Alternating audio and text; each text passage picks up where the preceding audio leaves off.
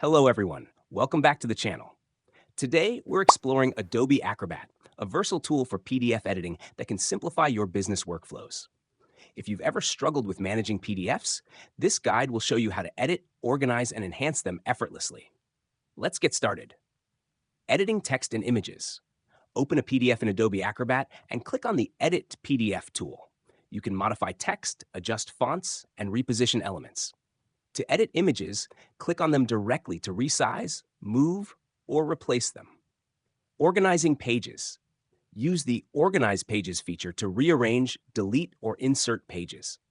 Drag and drop thumbnails to reorder them or merge multiple documents into one seamless file.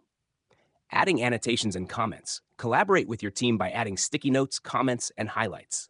These tools are perfect for reviewing and sharing feedback on business documents. Securing your PDFs. Protect sensitive information by adding passwords or redacting confidential details. Go to Protect and select the security options that best fit your needs. With Adobe Acrobat, you can elevate your document management to a professional level, saving time and boosting productivity. Have you mastered PDF editing with Adobe Acrobat? Share your tips in the comments, and don't forget to like and subscribe for more helpful guides. See you in the next one.